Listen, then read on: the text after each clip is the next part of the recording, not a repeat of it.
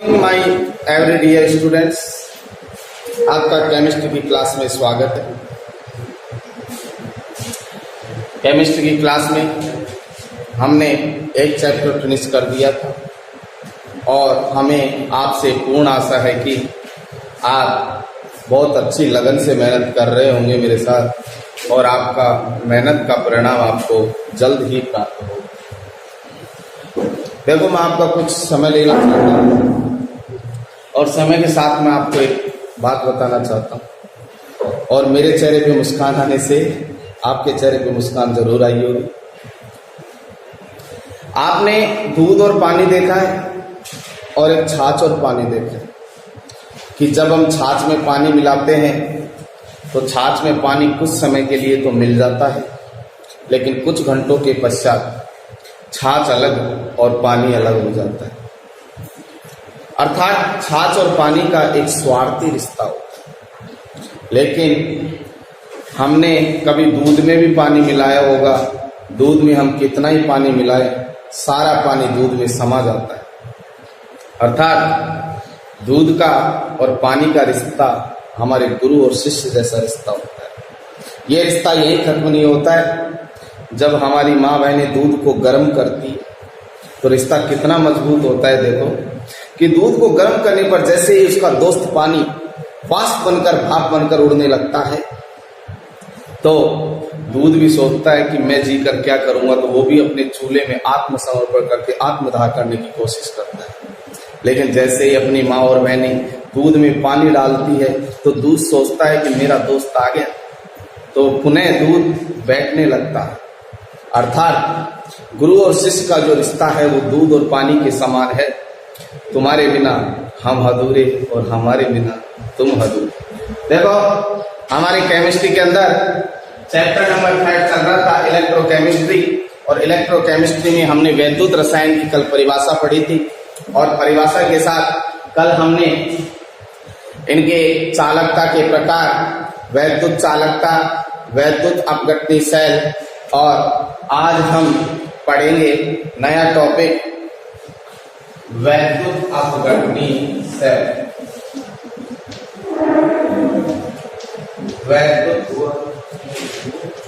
वैद्युत अपघटनी सेल।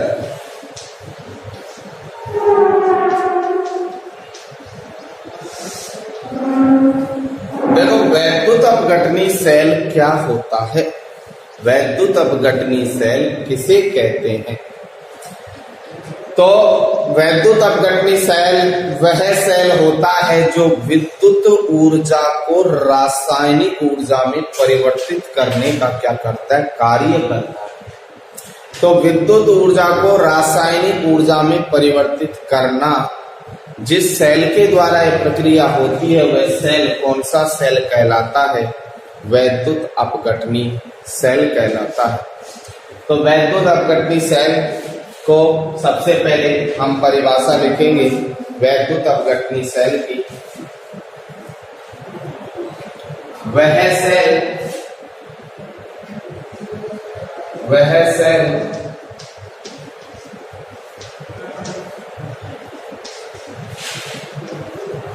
जिसके द्वारा विद्युत ऊर्जा को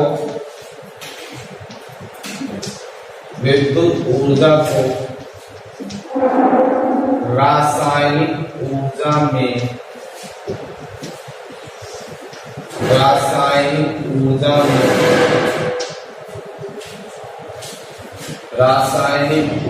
में परिवर्तित किया जाता है,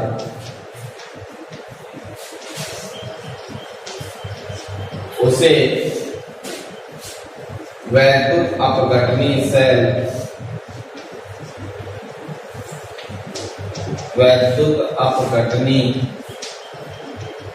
सेल कहते हैं।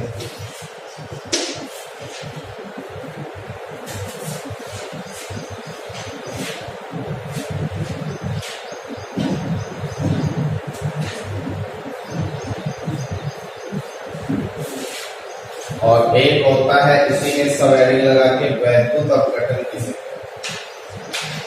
वैद्युत अपघटन,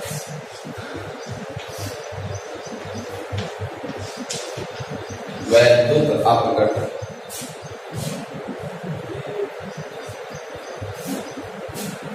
वैद्युत अपघटन किसे कहते हैं कि वह प्रक्रिया जिसमें वैद्युत अपघट्य के विलयन में विद्युत धारा प्रवाहित करने पर, वैद्युत अपघट्य के विलयन में क्या करे, विद्युत धारा प्रवाहित करे तो उपापचय अभिक्रिया मीन्स रेडॉक्स अभिक्रिया होती है। रेडॉक्स अभिक्रिया का मतलब ऑक्सीकरण और अपचयन दोनों अभिक्रिया एक साथ संपन्न होती हो तो उस प्रक्रिया को कहते हैं वैद्युत अपघटन। तो लिखेंगे इसमें वह प्रक्रिया जिसमें, वह प्रक्रिया जिसमें वैद्युत अपघट्य विलयन में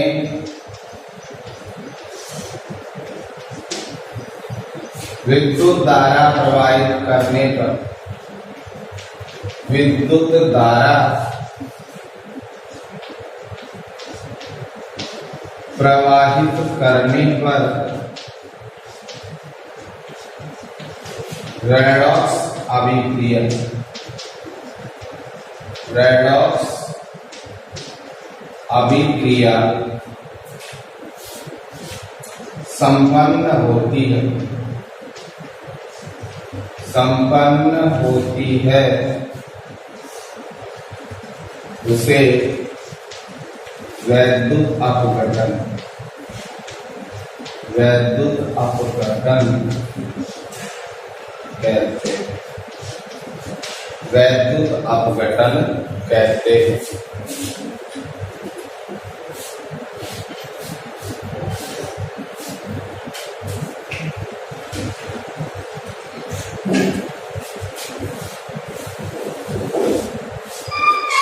वैद्युत अपघटन के अंदर जो ऑक्सीकरण और अपचयन अभिक्रिया होती है मीन्स जो रेडॉक्स अभिक्रिया होती है ये अस्वतः या स्वतः अपरिवर्तित होती है मीन्स ऑटोमेटिक नहीं होती।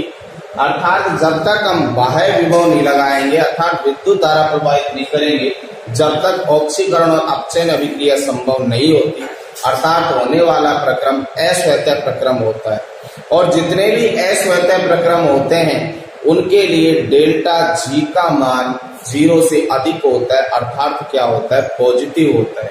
तो नेक्स्ट लाइन हम इसी के अंदर लिख सकते हैं कि इस सेल में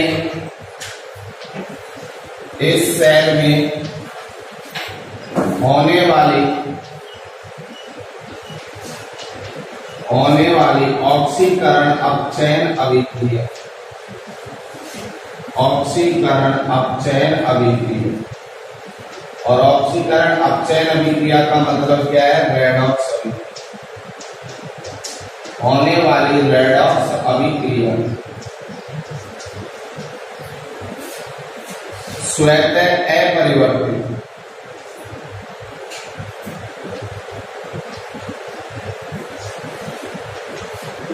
होती है अर्थात गिव ऊर्जा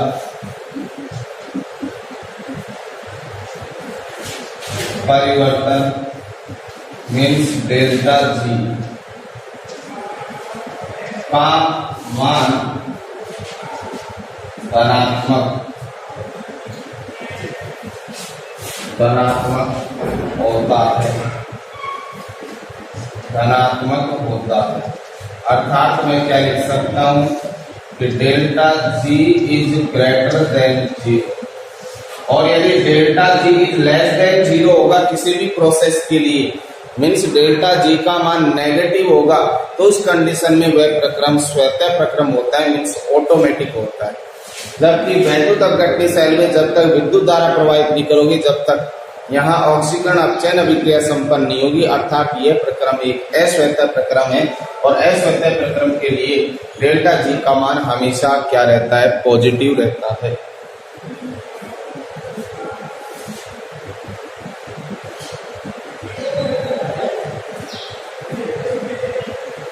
इसके बाद हम पढ़ेंगे वैद्युत अपघटनी सेल की संरचना। वैद्युत अपघटनी सेल, वैद्युत अपघटनी सेल की संरचना।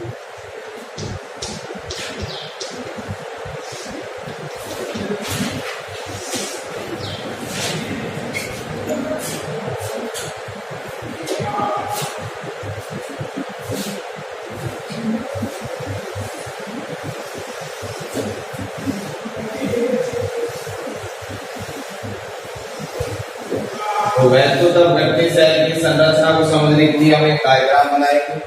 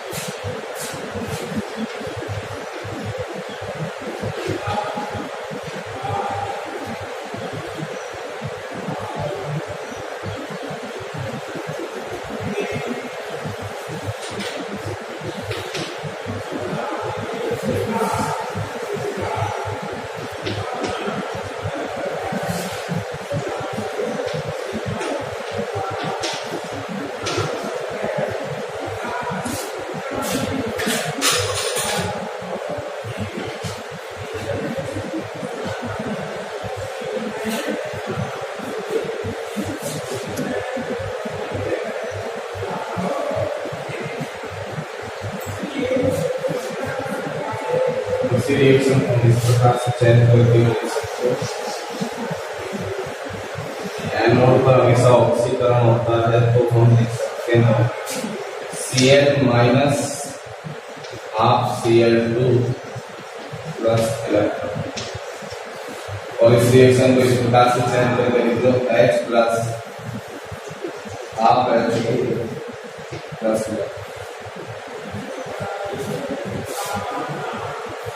डायग्राम बना लो, चित्र लिख लेना वैद्युत अपघटनी से। वैद्युत अपघटनी से और ये HCl है जो वैद्युत अपघटनी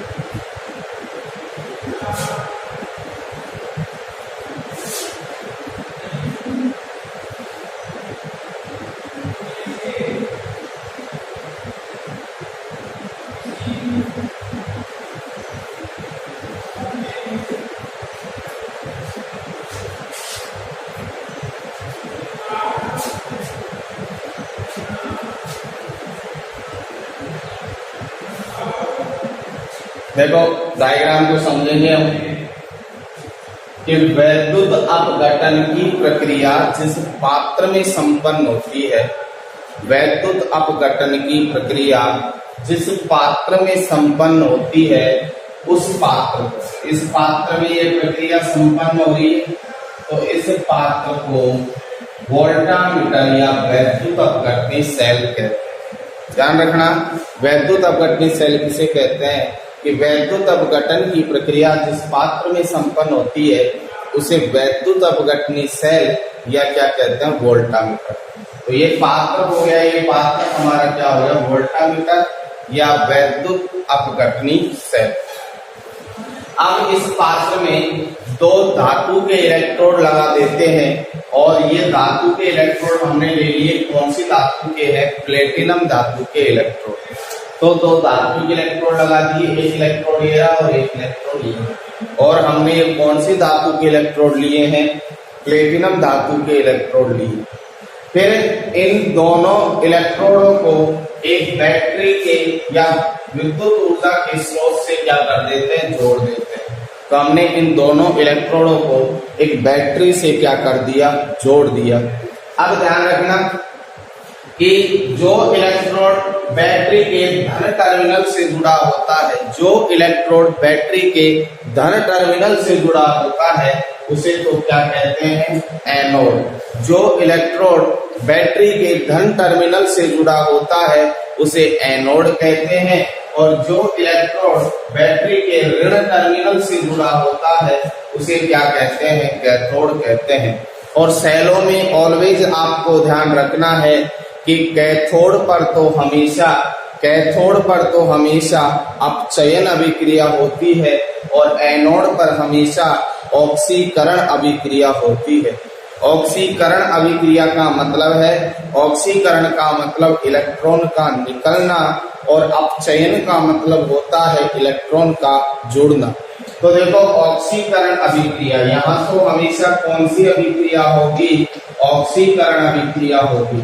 एक और ऑक्सीकरण आपको ध्यान रखना है और कैथोड पर हमेशा कौन सी अभिक्रिया होती है, अपचयन अभिक्रिया होती है। तो ऑक्सीकरण में तो इलेक्ट्रॉन क्या होता है, निकलता है। तो Cl माइनस ने इलेक्ट्रॉन त्याग दिया या तो इलेक्ट्रॉन निकल रहा है। और अपचयन में इलेक्ट्रॉन क्या होता है, जुड़ता है। अपचयन में इलेक्ट्रॉन क्या होता है, जुड़ता है। रिएक्शन गलत त्रुटि में यार, अपचयन में इलेक्ट्रॉन क्या होता है, जुड़ता है। तो ये इलेक्ट्रॉन जुड़ेगा H+ पर, तब जाके इसका निर्माण होगा, H2 का निर्माण होगा। तो ध्यान रखना, अपचयन अभिक्रिया में तो इलेक्ट्रॉन क्या होता है, जुड़ता है और ऑक्सीकरण अभिक्रिया में इलेक्ट्रॉन क्या होता है, निकलता है। ये तो अपन ने इसकी संरचना के बारे में पढ़ लिया, लेकिन होता क्या है, विद्युत धारा प्रवाहित करने पर तो वैद्युत अपघटनी सेल की क्रियाविधि किस प्रकार से होगी। तो ये वैद्युत अपघटन है, जैसे विद्युत धारा हम इसके अंदर प्रवाहित कराएंगे तो वैद्युत अपघट्ट का वियोजन या आयनन होगा। आयनन का मतलब HCl टूटेगा H+ में और किसमें, Cl- में। जब H+ में और Cl- में ये टूटेगा वैद्युत अपघट्ट, तो अपने विपरीत आवेशित इलेक्ट्रोड की ओर क्या करेगा, गमन करेगा। तो विपरीत आवेशित इलेक्ट्रोड की ओर देखो, ये एनोड का धन टर्मिनल से जुड़ा है, इसकी ओर तो कौन से आयन जाएंगे, ऋण आयन। कौन से आयन जाएंगे, और जहां पर ऋण टर्मिनल का माइनस वाला, उसकी ओर कौन से जाएंगे, धन आयन। अर्थात विपरीत आवेशित इलेक्ट्रोड की ओर आयनों का क्या होता है, गमन होता है।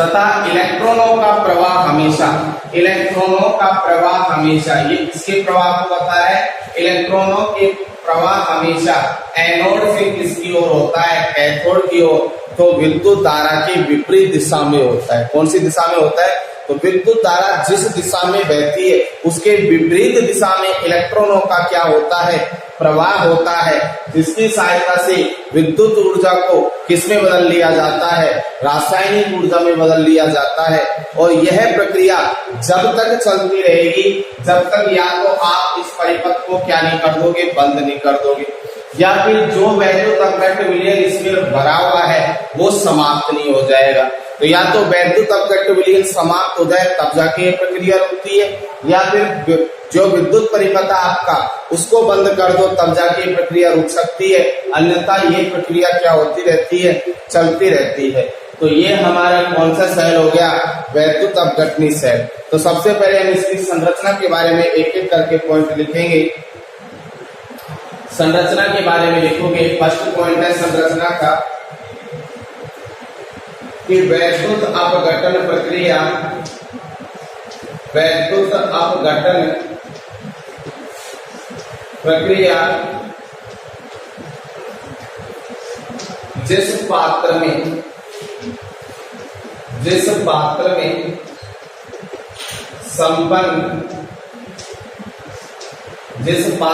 संपन्न होती है, जिस पात्र में संपन्न होती है उसे वैद्युत अपघटनी सेल, उसे वैद्युत अपघटनी सेल या वोल्टामीटर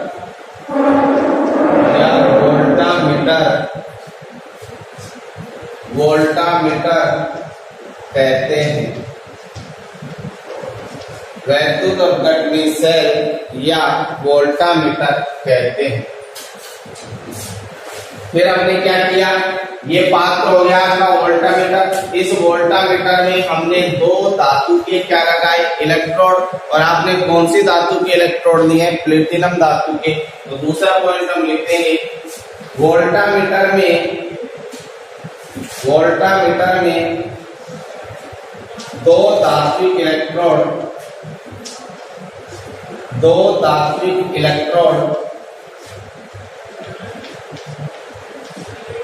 जैसे प्लेटिनम इलेक्ट्रोड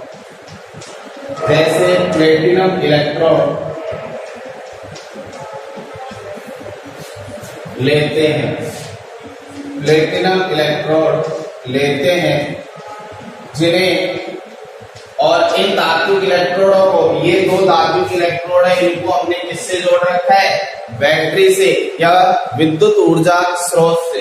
तो लिखेंगे जिन्हें हम विद्युत ऊर्जा स्रोत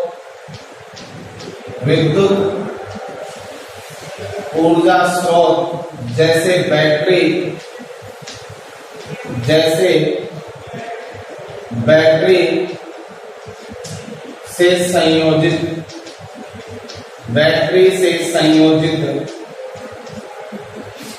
बैटरी से संयोजित कर देते हैं। बैटरी से हमने क्या कर दिया, इसे संयोजित कर दिया, ठीक है। अब इसके बाद हमने पात्र में क्या बनाया है, वैद्युत अपघट्ट विलयन। और वैद्युत अपघट्ट विलयन आप कुछ भी ले सकते हो, HCl, कॉपर सल्फेट का विलयन, NaCl का विलयन, तो जो इच्छा हो आप ले सकते हो। तो यहाँ पर लिखेंगे, इसके पश्चात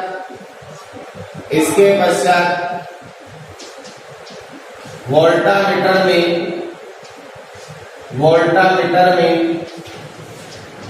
वैद्युत अपघट्य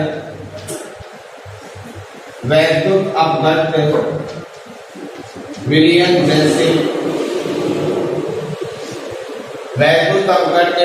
जैसे HCl विलयन भरते हैं। HCl विलयन भर दिया। इसके बाद हमने क्या कहा है कि जो इलेक्ट्रोड बैटरी के धन टर्मिनल से जुड़ा होता है, जो इलेक्ट्रोड बैटरी के कौन से टर्मिनल से, धन टर्मिनल से जुड़ा होता है, उसे तो क्या कहते हैं, एनोड। और जो इलेक्ट्रोड बैटरी के ऋण टर्मिनल से जुड़ा होता है उसे क्या कहा है, कैथोड। तो नेक्स्ट पॉइंट हम इसी संरचना के अंदर लिख देंगे, इसी के नीचे लिख लेते हैं कि जो धात्विक इलेक्ट्रोड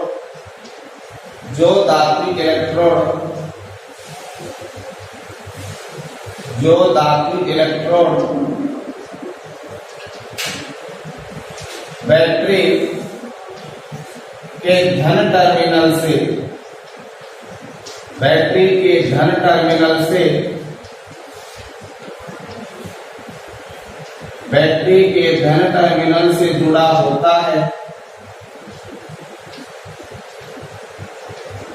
उसे एनोड कहते हैं। तथा जो धात्विक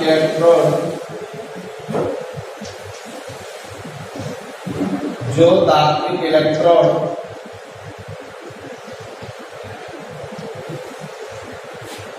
बैटरी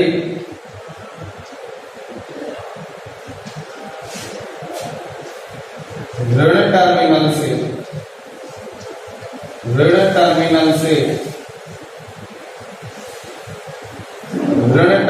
से जुड़ा होता है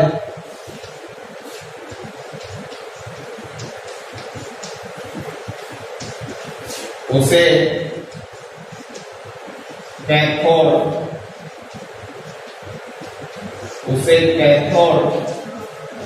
कहते हैं।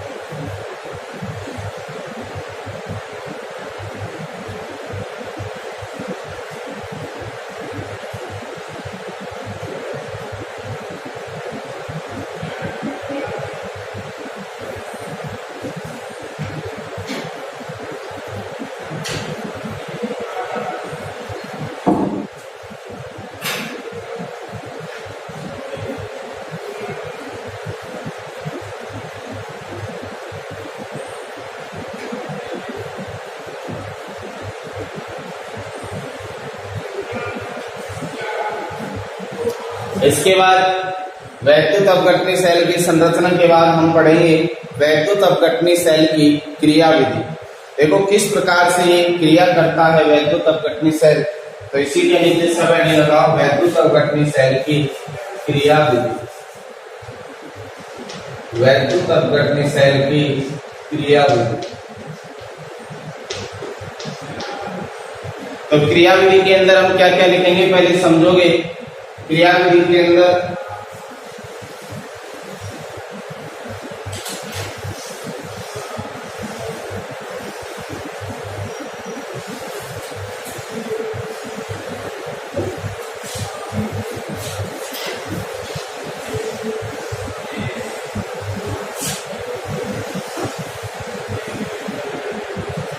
क्रिया विधि के अंदर क्या लिखा है हमने कि जैसे ही वैद्युत साम्य स्थापित होता है, मतलब जब हम विद्युत धारा प्रवाहित करते हैं इस सेल के अंदर, वैद्युत अपघटनी सेल के अंदर, तो ये वैद्युत अपघट्यता ये आयनों में विभाजित हो जाएगा H प्लस में और Cl माइनस में। तो ये आयनों में विभाजित हुआ तो यहाँ Cl माइनस है वो तो किसकी ओर गमन करेगा, एनोड की ओर, क्योंकि ये धन टर्मिनल की ओर करेगा, ऋणावेशित विपरीत आवेशित इलेक्ट्रोड की ओर गमन करेगा। तो माइनस वाला तो जाएगा प्लस वाले की ओर और प्लस वाला जाएगा किसकी ओर, माइनस वाले की ओर। अर्थात मैं क्या कह सकता हूँ कि एनोड की ओर तो गमन किसका होगा, Cl माइनस का, और कैथोड की ओर गमन किसका होगा, H प्लस का। जैसे ये एनोड पर जाते हैं, ये कैथोड पर जाते हैं, तो एनोड पर तो हमेशा क्या होता है, ऑक्सीकरण, और कैथोड पर हमेशा क्या होता है, अपचयन। तो ऑक्सीकरण होने के कारण एनोड पर तो Cl2 गैस निक्षेपित होती है और यहाँ से इलेक्ट्रॉनों का क्या होता है, निष्कासन। और यहाँ कैथोड पर अपचयन होगा तो ये इलेक्ट्रॉनों को ग्रहण करेगा। यहाँ कौन सी गैस निक्षेपित होती है, हाइड्रोजन गैस। देखो ये तो इलेक्ट्रॉन को त्याग रहा है और ये इलेक्ट्रॉन को क्या कर रहा है, ग्रहण कर रहा है। अर्थात इलेक्ट्रॉन की दिशा कौन सी हो जाएगी, एनोड से किसकी ओर गमन करते हैं इलेक्ट्रॉन, कैथोड की ओर गमन करते हैं। जो विद्युत धारा की दिशा की कौन से क्या होते हैं, विपरीत दिशा में होते हैं। तो यह प्रक्रिया जब तक चलती रहती है, अर्थात इसमें एक ऑक्सीकरण अभिक्रिया हो रही है, एक कौन सी अभिक्रिया हो रही है, अपचयन, जिसे सम्मिलित रूप से हमने कौन सी अभिक्रिया कहा था, रेडॉक्स अभिक्रिया। ये होने वाली रेडॉक्स अभिक्रिया में ऑक्सीकरण और अपचयन अभिक्रिया एक साथ संपन्न होती है। तो हम इसकी कैथोड पर होने वाली अभिक्रिया लिखेंगे, एनोड पर होने वाली अभिक्रिया लिखेंगे। और ये प्रक्रिया जब तक चलती रहेगी जब तक या तो विद्युत परिपथ को क्या नहीं कर दिया जाए, बंद नहीं कर दिया जाए, या फिर इसमें उपस्थित वैद्युत अपघट्य क्या नहीं हो जाए, समाप्त नहीं हो जाए। तो हम क्रियाविधि के अंदर क्या लिखेंगे कि वोल्टामीटर में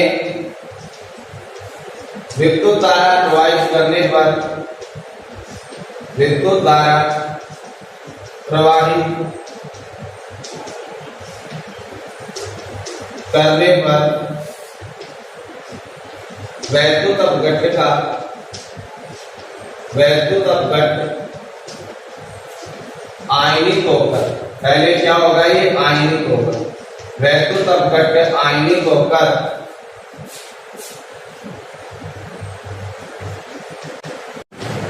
आवेशित, विपरीत आवेशित इलेक्ट्रोडों की ओर, इलेक्ट्रोडों की ओर इसके आयन, इसके आयन गमन करने लगते हैं या गति करने लगते हैं, आयन गति करने लगते हैं। अब गति करेंगे तो कैसे गति करेंगे, विपरीत आवेशित इलेक्ट्रोड की ओर। तो हम क्या लिखेंगे कि जो ऋणायन है अर्थात Cl माइनस है वो तो गति करेगा एनोड की ओर, और जो धनायन है अर्थात H प्लस है वो गति करेगा किसकी ओर, कैथोड की ओर। तो आगे लाइन में हम ये लिख लेंगे अर्थात ऋणायन, और ऋणायन के स्थान पर कोष्टक में क्या लिख सकता हूं, Cl माइनस, ऋणायन एनोड की ओर, एनोड की ओर गति करता है, वह धनायन, और धनायन के स्थान पर कौन है अपने पास, H plus, H plus cathode की ओर, कैथोड की ओर, कैथोड की ओर गति करता है, कैथोड की ओर क्या करता है, गति करता है। तो धनायन तो एनोड की ओर चले गया और ऋणायन जो आपका धनायन तो कैथोड की ओर जाएगा और ऋणायन किसकी ओर जा रहा है, एनोड की ओर। तो यहाँ पर कैथोड पर और एनोड पर होने वाली रासायनिक अभिक्रियाएं नीचे लिखेंगे हम, गति करता है। अतः एनोड व कैथोड पर, एनोड व कैथोड पर होने वाली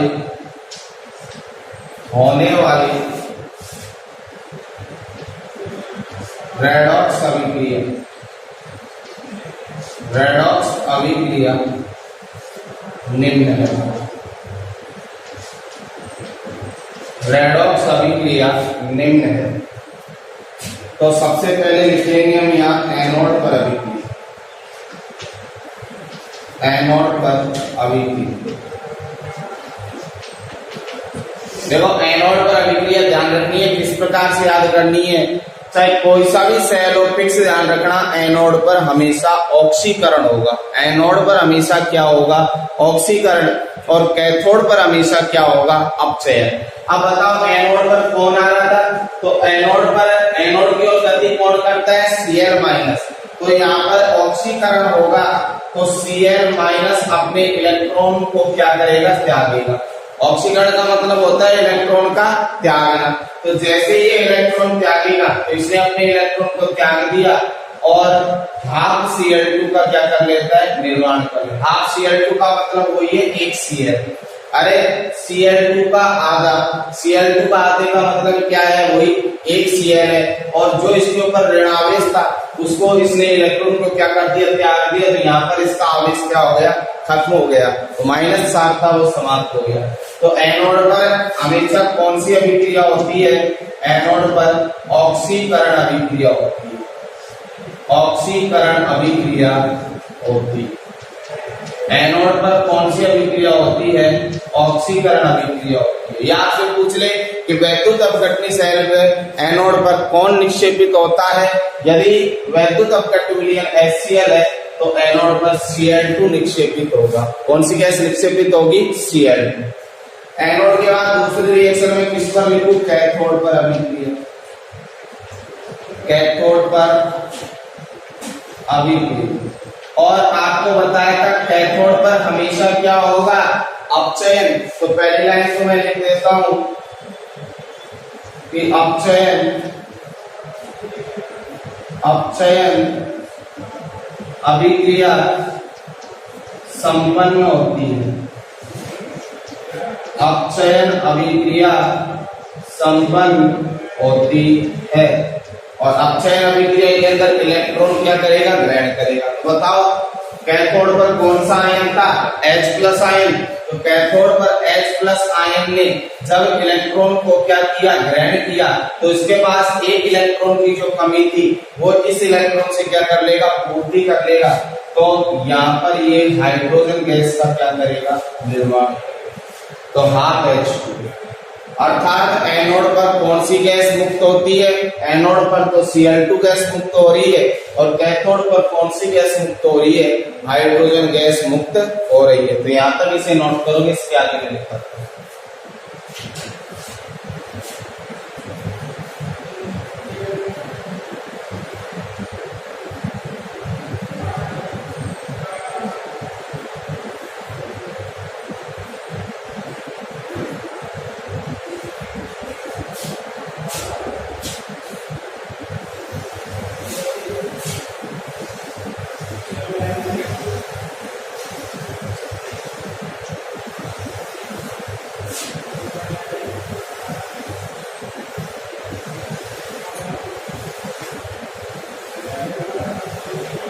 तो हम लिख सकते हैं इसी के नीचे अतः, अतः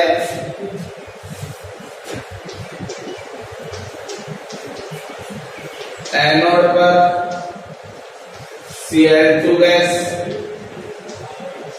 व कैथोड पर हाइड्रोजन गैस मुक्त होती है।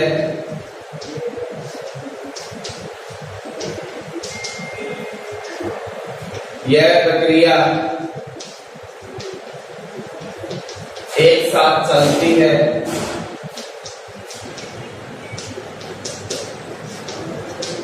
जो रेडॉक्स अभिक्रिया को, जो रेडॉक्स अभिक्रिया को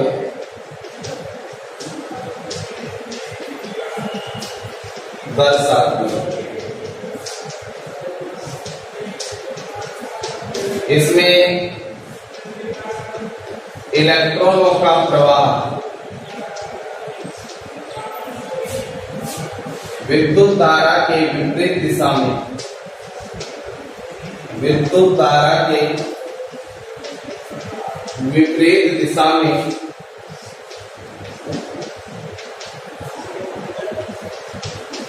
एनोड से कैथोड की ओर,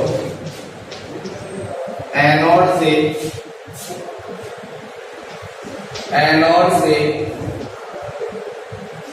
कैथोड की ओर,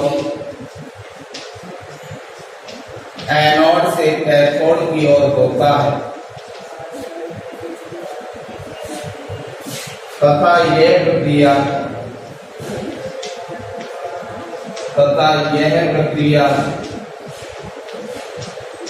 तब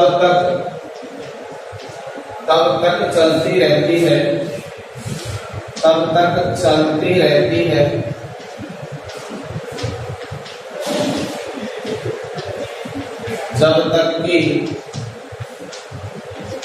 जब तक कि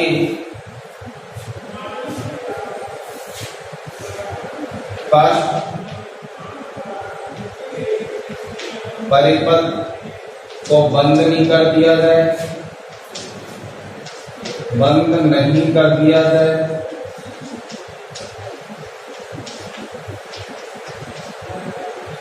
या वैद्युत अपघट्य विलयन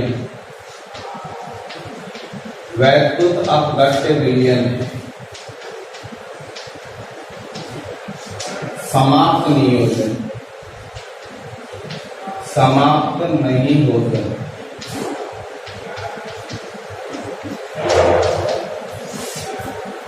यह प्रक्रिया जब तक चलती रहेगी जब तक परिपथ को क्या नहीं कर दिया जाए, बंद नहीं कर दिया जाए, या फिर इसमें उपस्थित वैद्युत अपघट्य विलयन HCl क्या नहीं हो जाए, समाप्त नहीं हो जाए। तो इस प्रकार से वैद्युत अपघटनी सेल में विद्युत ऊर्जा को कौन सी ऊर्जा में परिवर्तित किया जाता है, रासायनिक ऊर्जा में, जिसमें कौन सी अभिक्रिया संपन्न होती है, रेडॉक्स अभिक्रिया। और रेडॉक्स अभिक्रिया का मतलब है एक समय एक साथ ऑक्सीकरण और अपचयन अभिक्रिया संपन्न होना, जिसमें हमने देखा कि एनोड पर तो ऑक्सीकरण अभिक्रिया हो रही थी और कैथोड पर कौन सी अभिक्रिया हो रही थी, अपचयन। एनोड किसे कहा था हमने वैद्युत अपघटनी सेल में कि वह इलेक्ट्रोड जो बैटरी के धन टर्मिनल से जुड़ा होता है उसे क्या कहा है, एनोड। और जो इलेक्ट्रोड बैटरी के ऋण टर्मिनल से जुड़ा हुआ होता है उसे क्या कहा है, कैथोड। नोट करोगे इसे।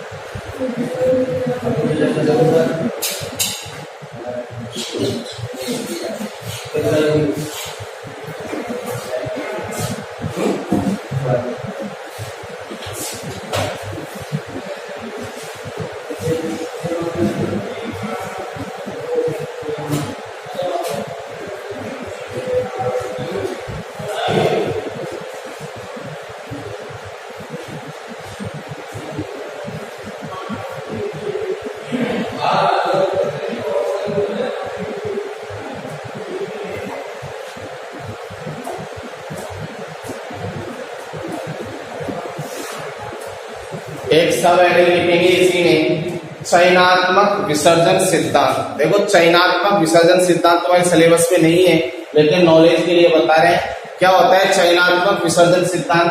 कि जब किसी सेल के अंदर दो या दो से अधिक वैद्युत अपघट्य विलयन ले लिए जाए तो उस कंडीशन में आयनों की संख्या भी क्या हो जाएगी, अधिक हो जाएगी।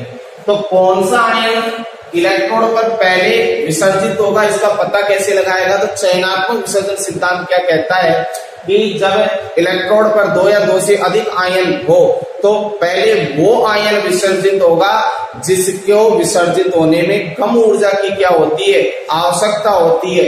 तो इस सिद्धांत को कहते हैं चयनात्मक विसर्जन सिद्धांत। तो हेडिंग लगाओगे चयनात्मक विसर्जन सिद्धांत।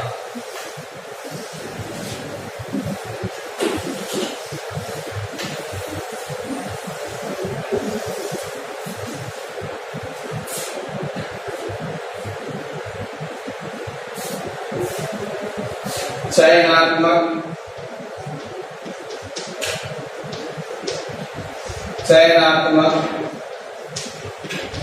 विसर्जन, चयनात्मक विसर्जन सिद्धांत। देखो चयनात्मक विसर्जन सिद्धांत में लिखेंगे कि इस सिद्धांत के अनुसार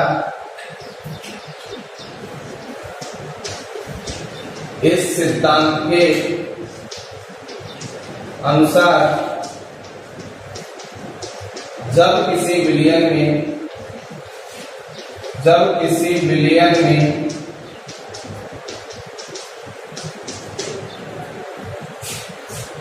एक या एक से अधिक एक ही प्रकार के आयन उपस्थित हो, एक या एक से अधिक एक ही प्रकार के आयन उपस्थित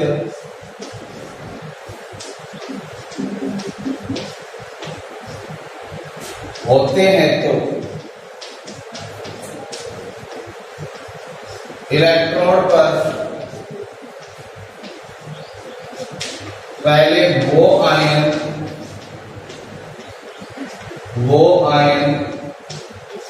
इलेक्ट्रोड पर पहले वो आयन विसर्जित होता है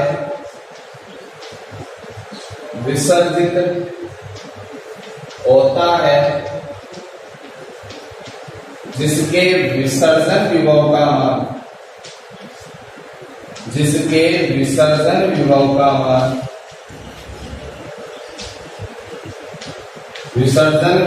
का मान कम होता है।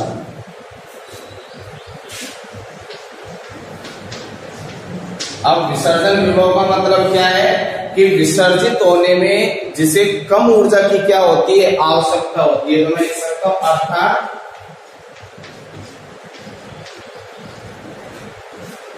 अर्थात विसर्जित होने में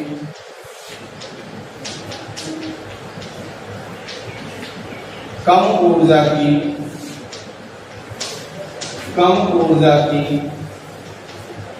आवश्यकता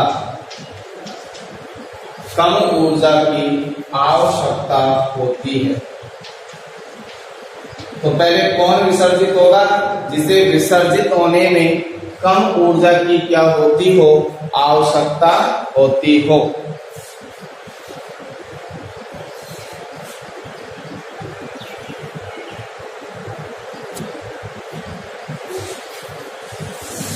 तो इस प्रकार से हमारा एक चयनात्मक विसर्जन सिद्धांत हो गया। इसके बाद हम वैद्युत अपघटन के नियम पढ़ेंगे और वैद्युत अपघटन के नियम दिए थे सन 1833-34 में फैराडे नामक वैज्ञानिक ने, जिन्हें फैराडे का प्रथम नियम व फैराडे का द्वितीय नियम कहते हैं। तो नेक्स्ट टॉपिक हमारा रहेगा वैद्युत अपघटन के नियम या फैराडे के नियम। और फैराडे के कितने नियम थे? 2 नियम, फैराडे का प्रथम नियम और फैराडे का द्वितीय नियम। तो हेडिंग लगाएंगे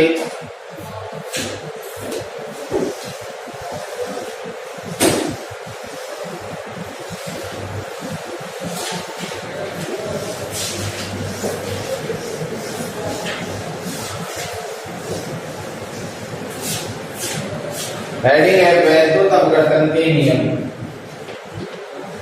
वैद्युत अपघटन के नियम या ऑब्लिक लगा के लिख सकते हो फैराडे के नियम। फैराडे के नियम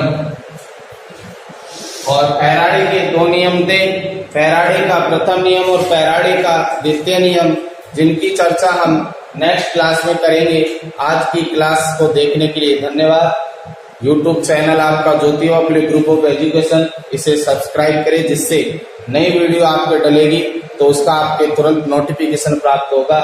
और वीडियो को लाइक जरूर करें। जय हिंद, जय भारत।